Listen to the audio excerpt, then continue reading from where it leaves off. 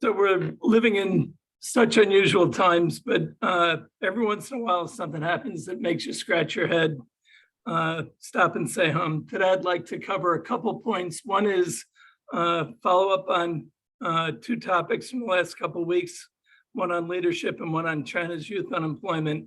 Then I'd like to address global debt concerns and the reindustrialization of the global economy, and then wrap up with some thoughts on inflation, interest rates, and earnings. So let's jump right into it. So we talked about where have all the leaders gone, and right after that presentation last week, I saw a report of a food inspector, government food inspector in India, who dropped his Galaxy cell phone into a reservoir while taking a selfie at a picnic, and then decided to use his position to have 2.1 million liters of water drained from the reservoir. I'm not sure, but I think there's a water problem in India right now and has been for some time. Just an example of the egregiousness of the way some government officials have acted. And in the bottom of this, did you want to show that slide? Is it not up? No, your titles slides up. All right, sorry. It's okay. Thanks, Mark. Oh, I'm here. Did it switch now? Yeah, you're good. Okay. But it's not in slideshow, is it? It's not. But all right. Well, I'm gonna have to go with it this way. At the bottom of this note, it says the lapses in judgment and sheer lack of integrity fly in the face of the most basic expectations of what it means to be a leader. I think they're right on that one. So let's jump into the next slide, which is following President Xi addressing the 20% youth unemployment in China. And he's suggesting that the young people eat bitterness, was the phrase he used, which is a colloquial phrase that means take the pain for the long-term benefits. I'm pretty sure that's not exactly the message the 11 million college graduates were looking for, that they have a college education. Now it's time to go work in the factories and you'll be better off in the long run for that. I think it speaks to some of the challenges that President Xi has and in terms of social stability as we move forward. Switching gears to global debt, which is one of the big problems for the world. We have seen global debt rise by $45 trillion since the pandemic. We're now at around 305 trillion. When you think about that, we have about $100 trillion global economy. Short rates are up over 3%. So just assume that we've added about 9 trillion to our net interest costs. And that's going to crowd out a lot of the spend in other important areas of need. I think this is something we got to be really cognizant of and think about as we go forward. And it's part of the reason we had the debt ceiling debate here, but we really didn't address anything because we're going up to $35 trillion of debt in 2 years. Here are the countries that have the most debt, and you can see the US has almost doubled their debt in the last 10 years. China's gone up almost fourfold. Japan has gone down a little bit, but all the other nations have seen an increase in their debt over the years, in some cases very significant. But the big issue is really the leading countries, and the US has to get their debt under control, and we have to get off our debt addiction.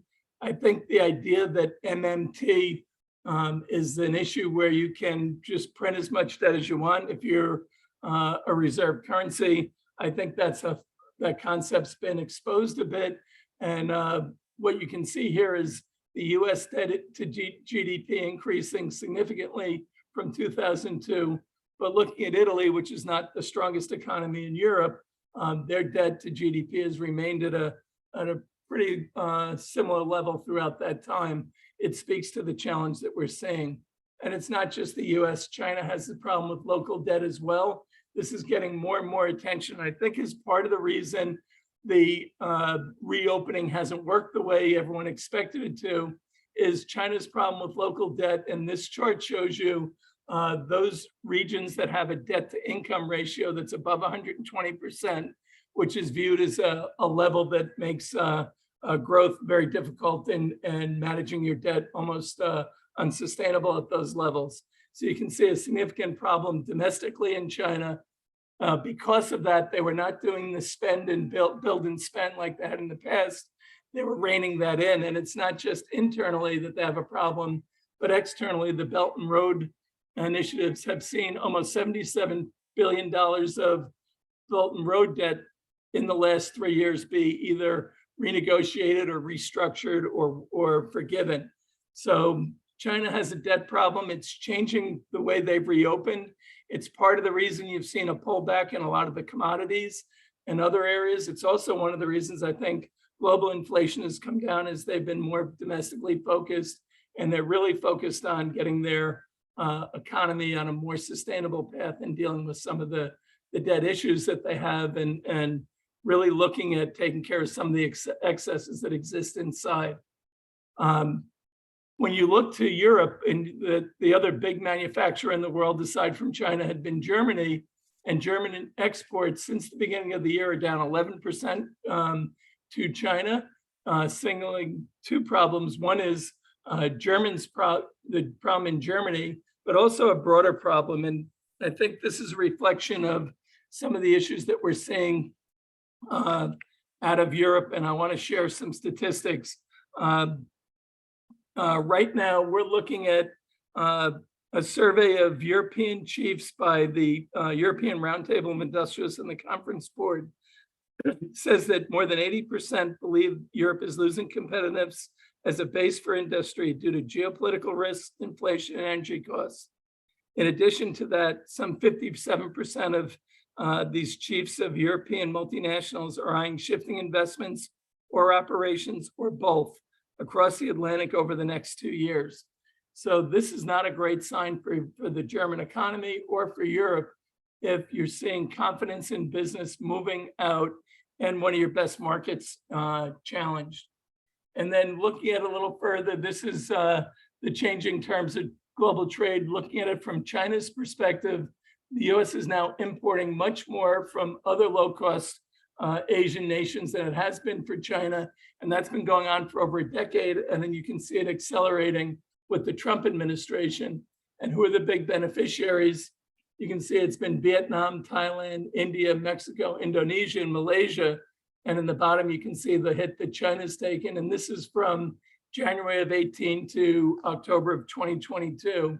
So these are percentage point changes in the US share of imports. So a lot of changes going on in the global economy, which brings us to the point where I think we're at an inflection point for the global economy. And while I thought we were moving very rapidly toward decoupling, I think we're really at a point now where leaders have to decide, are we de-risking or decoupling? And this is an important problem for governments to solve, because right now businesses are saying, in a period of such uncertainty, I'm going to go to the area of greatest certainty, which is why a lot of money is flowing back into the United States, as we've talked about in the past. So this is a big change. And when you look at this chart and look at China, Beijing's biggest trading partners, you really get a sense for how important the West is to them. And is it going to be worth going it on their own as a decoupling, or do they really look at this and say, we need to collectively, all the leading nations need to find a better way to compete while we're still partnering as well. So how do we work together is going to be an important element. I think this is something that we're going to have to see. But in the interim, it's going to change where capital flows, and it's going to push people to more areas of greater certainty, which I think hurts China and Europe, and particularly Germany in the interim. The other big changes, and you're seeing this with the rise of the BRIC nations, they want a bigger seat at the table. They're creating different alignments. They want to be heard differently, and they want to have different say with the multinational governing organizations. I think when you look at the change that's been coming, how the World Health Organization, how NATO, how the United Nations all work with the broader group of nations, not just the West, is going to be a big part of how we move forward. It's going to be an important part of the discussions and debate. and really requires a different approach to foreign policy and global economic policy and national security policy than we've had in some time. I think that's one of the big items that we're going to see. Shifting back to the US, I wanted to revert back to inflation, interest rates, and corporate profits. And I think when we start with the US deficits and our net interest costs, this is a big issue. And it's about time that Congress and both parties decided to do something about thinking about reining in spending and how we're managing things going forward. What I see from these charts is we have a projection from the CBO of pretty significant deficits out to 2033 with significantly rising net interest outlays, which are going to crowd out other elements of spend that we need to make, whether it's on the energy transition, whether it's on food, whether it's on reskilling and reshoring and retraining our people. All those areas are going to require crowding out, which means we're going to have prioritization as a much bigger part of it. I think this is going to be a big element of the debate, and how we get our debts and deficits in order is going to be fundamental to the US retaining its reserve currency status. So that's something we have to keep a close eye on. The ECB turned 25 this year and this week, but inflation is way above its target. And unfortunately, while headline inflation has come down quite a bit, core inflation has been stubborn. And what you can see from this chart is how far above we are, not only the target, but the upper limit, which says to me that the ECB is going to have to keep a bias upwards on rates in the near term. That doesn't mean they can't raise and pause or pause and then raise again, but they're far from done on their work. And I think the ECB will be under some pressure to raise rates more, but not too much that it puts too great a strain on the government coffers. So a real dilemma that Europe is facing. I think the other big concern for Europe is that they were very fortunate with the weather last year. I don't think they'll be able to count on back-to-back years of below much warmer temperatures for the winter than they've had in the past. So we could be looking at a very tough run for Europe coming up. I think this means that European rates will stay at this level, if not move up slightly. I don't see a big drop in rates coming anytime soon from any of the leading central banks, except for maybe China and Japan. And on Japan, I'm not sure we're going to see it there either. When you look at the US, Powell has, these are his favorite inflation measures to look at. Average hourly earnings for him, nice improvement, down 4.3% year over year in May from a peak of 5.9 a year ago. The Fed wage growth is down a bit, down to 5.1 year over year from a peak of 7.4.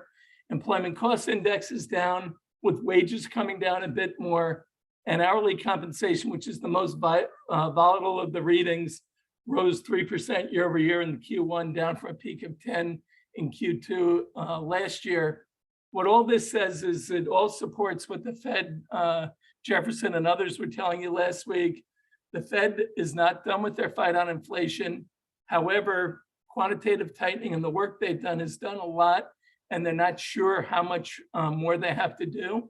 So I would expect a pause at the next meeting, even though we've had some stronger inflationary numbers that would say you might want to be a little more conservative. I think they're at a level now that they're comfortable, plus or minus 25 or 50 basis points from where we need to be. I think inflation is coming down. It's coming down slowly.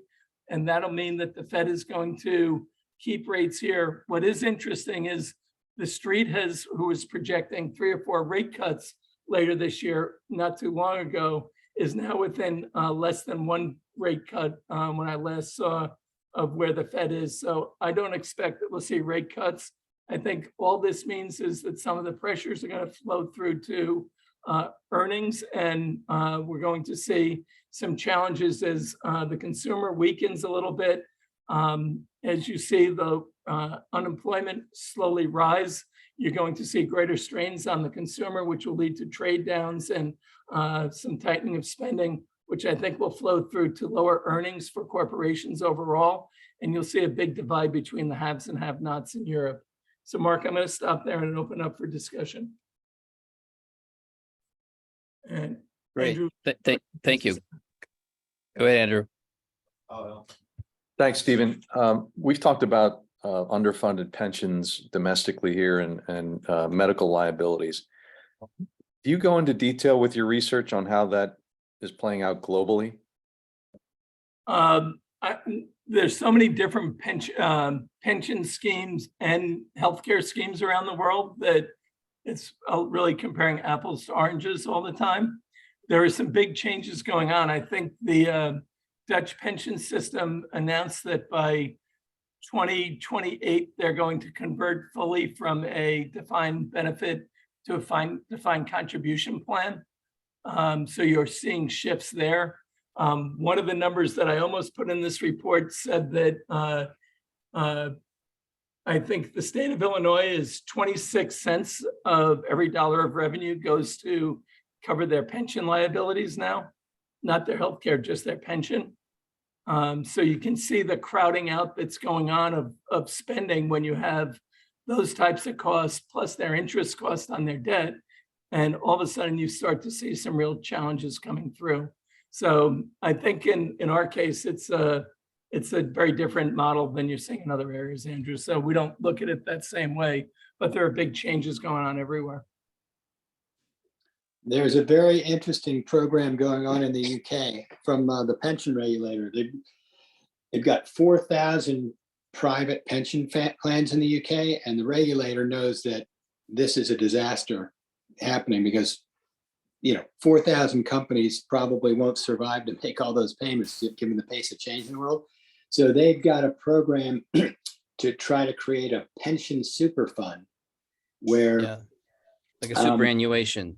Yeah, like Australia. Yeah. So anyway, there's a lot of involved detail there. They've only approved one entity to create that so far. So there's been some sort of bureaucracy that's gotten in the way. It's begging for some outside Lincoln, capital. Your friend Lincoln Job over with Eddie Yeah. Truell we're going to see him in London. Are you coming to London? I don't think I am, but Lincoln's not there anymore because Eddie I know, gave up I on know, that. I know. But I don't think you've given up on it. But are you going to see us? It all started with you in London. Yeah, I know. I should look for a way to get over there. I've just got some things going on. But that's interesting space in there. There's a huge trade to be done there. Okay. Adam. Stephen, I had raised this several months ago, the questioning of the 2% inflation target. And I saw some discussion on Bloomberg, I think it was either Larry Summers or Mohammed El-Iran talking about questioning that 2% target and the foundation, the assumptions of that 2% target, and suggesting that the Fed should revise that 2% target to 3.5 and that they raised a number of variables justifying that change. Do you have any thoughts on that? Have you heard much about that? I haven't, but I think that the Fed right now, if they made an announcement of a change in the target rate at this point in time, it would do more damage than it would do good. Yeah. So I think they need to get through this cycle and then announce whether they think a change is required. I don't think it's going to be that easy for them to get there anytime soon. So I don't think we'll be having the discussion all that soon.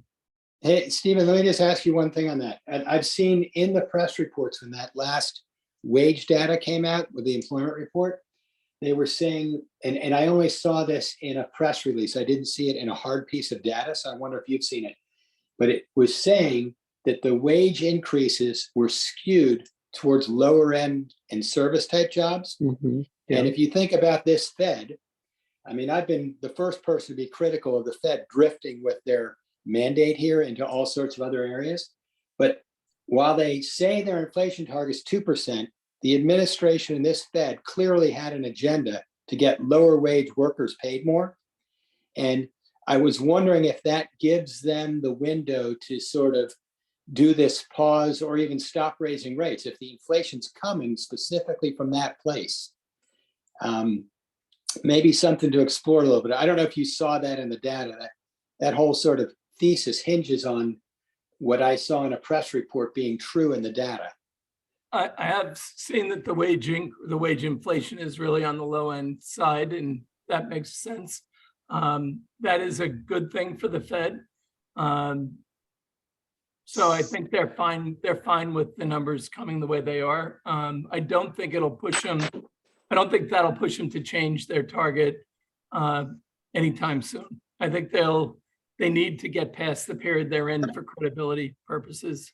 If they change too much now, they won't get what they want out of it. So I think, Duncan, it's a very helpful numbers that they're seeing. And I did see the numbers that it is on the low end, but they got a ways to go for the low end to be in a spot where they're more comfortable, put it that way. Less stressed is a better way to say it. Thank you, Stephen. You're welcome. Any other Is there time for a questions, quick question? comments? Yep. Yeah, no, a quick one. I'm sorry, I don't have my hand up on this thingy, but it was an excellent presentation. Is there anything like a global cross-comparative analysis of yield curve gearing ratios? Something that would have, like currency, inflation, cost of capital fused in there. I don't know if that makes sense or not. I mean, just to see where everybody's heading. I haven't seen that, but I can just everything's going up everywhere, but only a couple of places like China is bringing rates down. Japan is not moving rates up aggressively. Many of the emerging economies who were earliest to raise rates are starting to lower them. But you're seeing the inflationary pressures pretty consistent throughout the world. So it's really just a question of those who are also whether you're an importer or an exporter of commodities is one of the other factors. But pretty much the West is all in a higher wages, slowing growth, higher inflation, or moderating or peaking inflation, and rates that are going to be, I think, elevated for a while relative to people's expectations of them coming back down. In China, I'm sorry, Mark. One place that's not Iceland. You know why? Energy Yep. production costs. Yeah, that's the thing, and it's the haves and have-nots either in food, energy, technology. Those are going to be a big part of the driving factor. I think the geopolitical uncertainty and the concerns about inflation and energy costs for Europe and are going to be a big thing. I think for China, it's policy and geopolitical risks that are driving capital away. And I think those two issues are really going to be big determining factors in where you can make money going forward. Well, you may have missed it in our town hall, but Zarin, I don't know if she's still on, was talking about what's happening in Turkey. And it reminded us of the 80s in Brazil and Russia and other places, what the banks are doing. And they're backstopped by Russia, supported Qatar, but that's only so long. So, Adam, you had another question? Yes, Stephen, can you go back to the slide regarding China Belt and Road? Yep.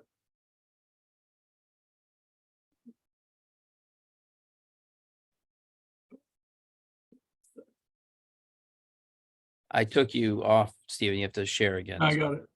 Okay. I was just trying to find the slide.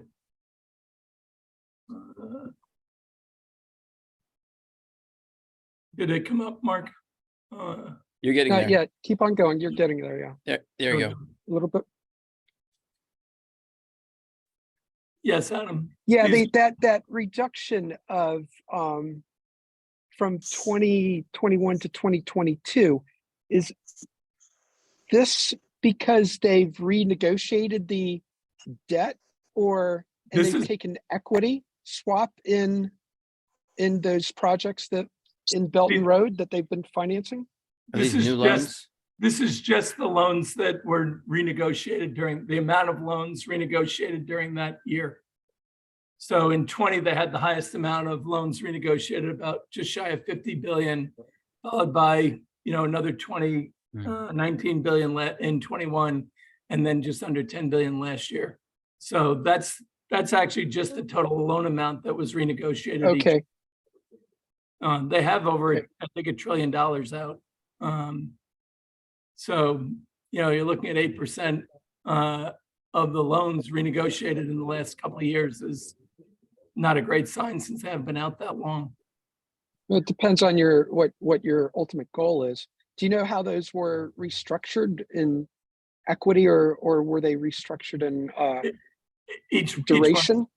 one's different, what they were doing. Yeah. And it depended on what China was getting out of it. In some cases, they assumed assets like a port, Yeah. or a stadium, Right. or an airport, or a railroad. Okay, thank you. VJ, because this is definitely playing out across Africa where you've been focused. Yeah, Steve, no, as always, thanks for a great presentation.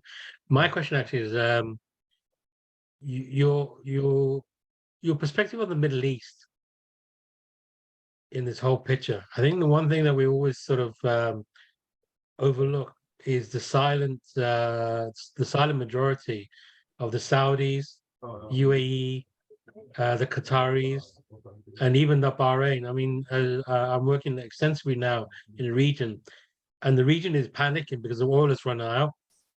They're really focusing on creating jobs. In the Saudi kingdom, you'll see a lot of people now being unemployed, and that's becoming worrying for the kingdom, not only because it's a terrorist threat, and then but see, it'd be interesting to see, because the Saudis, UAE are players, and UAE especially, and also China's influence in the region, and how China's tried to play a big role in the Ukraine thing. Mark, as always, looking forward to seeing you. Thanks for allowing me to ask a question. Yeah, I think it's a great question. I think the Middle East is going to play a fascinating role in the global economy going forward. And when I talked about the BRICS wanting a bigger voice on the global stage, I think certainly the nations you mentioned are also looking for a bigger voice on the global stage, and are using the divides between the East and the West to their advantage, I think, quite well. And I think it creates another block. The challenge that I think exists today, and I'm not an expert on the Middle East, is the shifting grounds in the Middle East in terms of alliances, and friends and enemies are changing quite a bit there. I think that that's going to be something that continues to play out, and but it's certainly a major element of how the global economy goes, because the energy sources that they have, and also the amount of money that they have, is not insignificant, and is a driver of where capital is going to move. So I think it plays a big role. I think they're going to have to be catered to by the West and by China differently than we have in the past. And we have to partner with them differently. And that's going to require some a different foreign policy than I think the US has had for some time. So we just